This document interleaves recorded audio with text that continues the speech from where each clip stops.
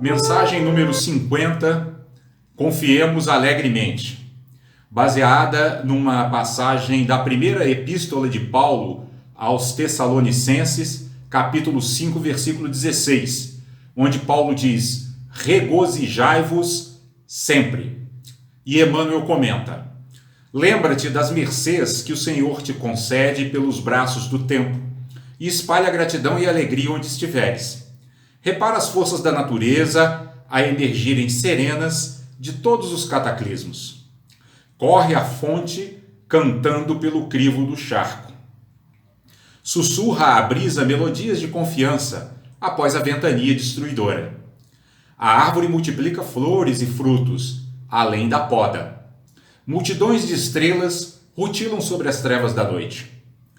E cada manhã, ainda mesmo que os homens se tenham valido da sombra para enxovalhar a terra com o sangue do crime, volve o sol em luminoso silêncio, acalentando homens e vermes, montes e furnas. Ainda mesmo que o mal te golpeie transitoriamente o coração, recorda os bens que te compõem a riqueza da saúde e da esperança, do trabalho e do amor, e rejubila-te buscando a frente. Tédio é deserção, pessimismo é veneno.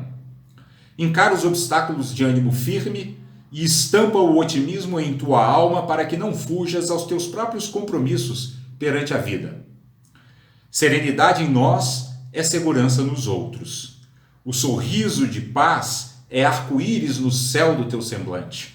Regozijai-vos sempre, diz-nos Paulo, e acrescentamos: rejubilemo-nos em tudo com a vontade de Deus, porque a vontade de Deus significa a bondade eterna. Então, pessoal, percebam que nessa passagem de Paulo, na sua primeira epístola aos Tessalonicenses, ele usa aqui o verbo regozijar, aliado ao advérbio sempre, né? Ou seja, o que Paulo está nos transmitindo nessa mensagem curtíssima, né? Uma mensagem de 2, 3 palavras, né? Se considerarmos aqui também o vos. Ele está nos dizendo nessa curta mensagem que nós devemos manter a nossa alegria, manter o nosso bom ânimo constantemente. A gente poderia traduzir essa recomendação de Paulo numa afirmação contemporânea que diz não deixar a peteca cair, né? Ou seja, mantermos-nos sempre desentediados, né? Mantermos-nos sempre desenfadados, manter-nos sempre nos deliciando, né? Nos comprazendo com a vida, né? Com o dom da vida, né? Com as ofertas de aprendizagem que as circunstâncias da vida nos proporcionam a todo momento, né? Nos mantendo, enfim, contentes, né? Alegres e deleitados com tudo aquilo que a bondade divina nos oferece a cada minuto, a cada segundo, né? A cada átimo de tempo. Essa é a mensagem que Paulo nos transmite. E Emmanuel, comentando essa mensagem, ele procura nos mostrar como fazer isso, né? E já no início do seu comentário ele nos diz que uma forma de nos mantermos sempre alegres é nos lembrarmos das bênçãos que o Senhor nos concede pelos braços do tempo, né? Ou seja, vamos lembrar aqui algumas coisas, né? Que bênçãos nos foram concedidas pelos braços do tempo, né? Pelo Senhor da vida. Primeiro, o nosso nascimento nessa vida humana preciosa, né? Nascemos com um corpo humano saudável, com possibilidades físicas e mentais de praticar os ensinamentos espirituais, de praticar os ensinamentos evangélicos. E só por isso já deveríamos espalhar gratidão e alegria onde estivéssemos, mesmo naquelas circunstâncias que possam nos parecer, em princípio, mais difíceis, em princípio, mais angustiantes. Mas se no meio desses turbilhões nós nos lembrarmos que todas as ocorrências da vida estão nos convocando, nos desafiando a crescermos espiritualmente, nós vamos mesmo nas circunstâncias mais difíceis, mesmo nas situações mais difíceis, vamos agradecer, e esse espírito de gratidão vai gerar alegria em nossos corações, vai gerar um deleite até mesmo com as dificuldades. Porque Jesus veio ao mundo não para tirar as dificuldades do nosso caminho, mas para que nós treinássemos a habilidade de transformá-las em luz, de transformá-las em aprendizado que nos faça refinar o nosso mundo interior e superar nossas emoções perturbadoras e os obstáculos mentais que ainda obstruem e obstaculizam a nossa caminhada espiritual, né? E aí, Emmanuel, para mostrar como isso funciona na nossa vida, ele lança a mão, inclusive, dos exemplos da natureza, né? Mostrando que após as grandes tempestades emergem serenas, né, as forças da natureza, né? Ou seja, muitas vezes nós nos deparamos com dias super nublados, com dias em que o clima parece assustador, e dali a algumas horas, dali talvez a alguns dias, reaparece o sol com todo o seu brilho, né? E após a tempestade, a natureza também reaparece mais vitalizada, né? Então, esse exemplo é para nos mostrar que também as tempestades em nossa vida aparecem justamente para que, usando da sabedoria, possamos atravessá-las para, quando elas passarem, sairmos dessas tempestades mais fortes, mais fortalecidos, mais iluminados, mais lúcidos, né? E aí Emmanuel compara essa situação também com a fonte que corre, né, cantando pelo crivo do charco. É interessante essa expressão que Emmanuel utiliza aqui, né? Crivo do charco. Porque o que é o crivo, né? O que significa essa palavra crivo, né? Crivo é sinônimo de peneira, de coador, de filtro. E até em alguns contextos, crivo significa também um exame minucioso, uma análise, um estudo, uma avaliação.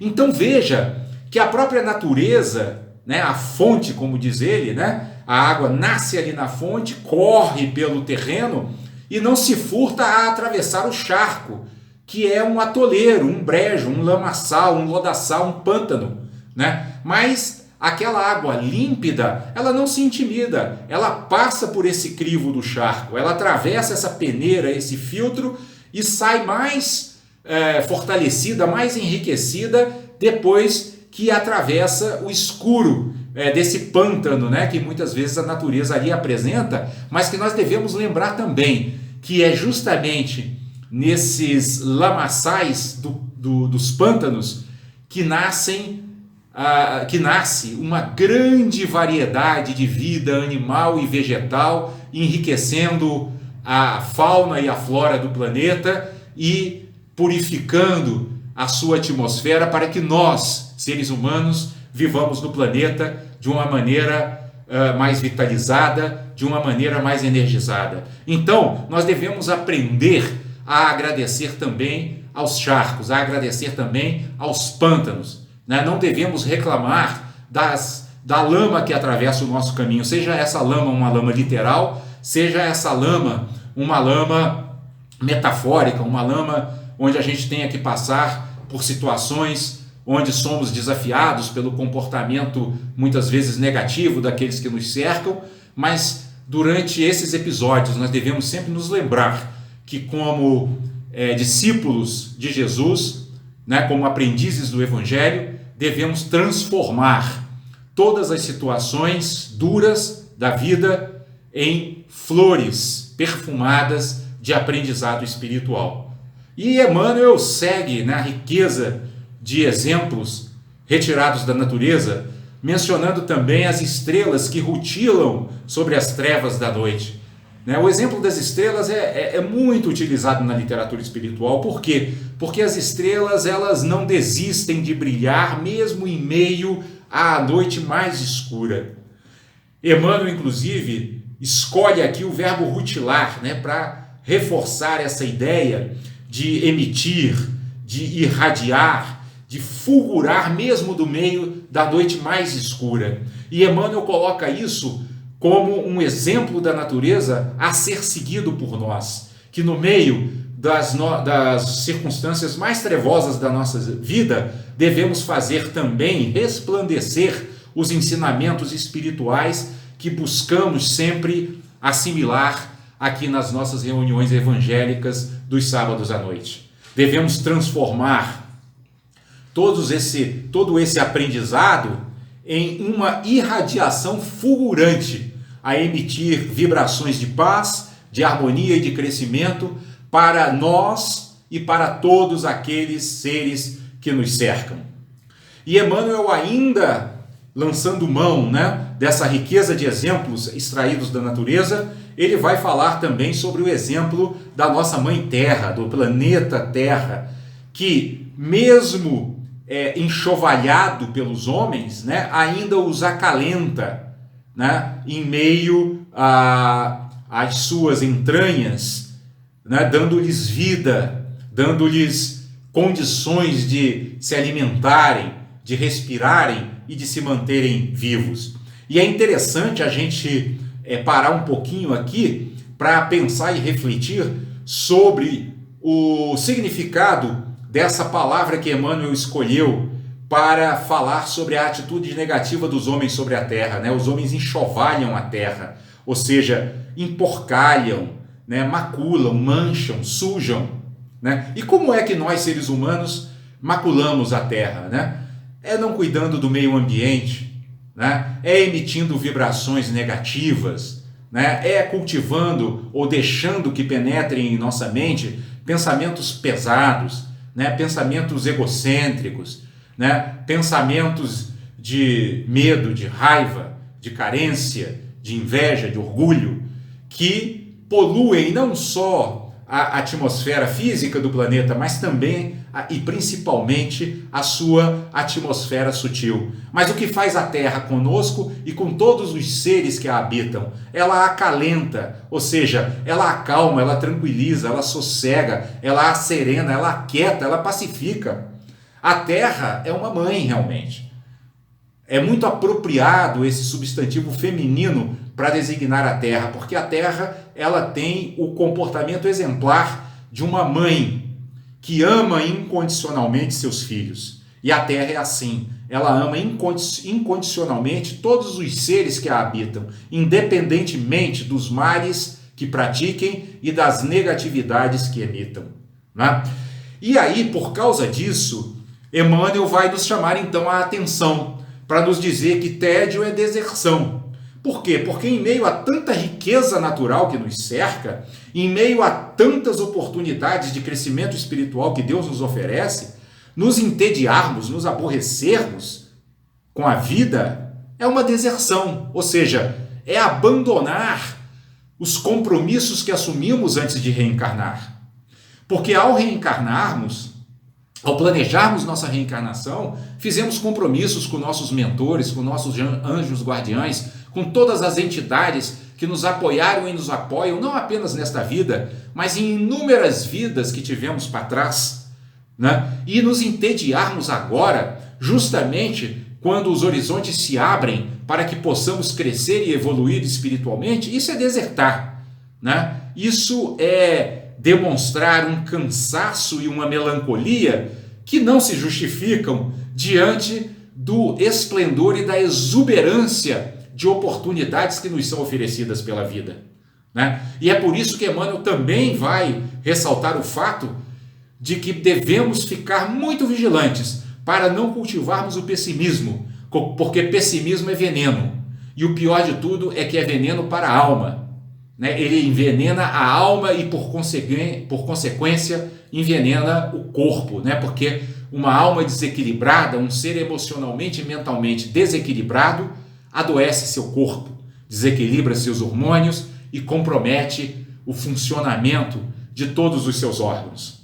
Então, é justamente por todo esse conjunto de explicações e exemplos que nos são dados por Emmanuel, que no final ele vai concluir dizendo fazendo, na verdade, uma recomendação, dando um norte, nos dando uma bússola que vai funcionar como nosso guia, dizendo que devemos encarar os obstáculos de ânimo firme e estampar o otimismo em nossa alma, para que não fujamos aos nossos próprios compromissos perante a vida.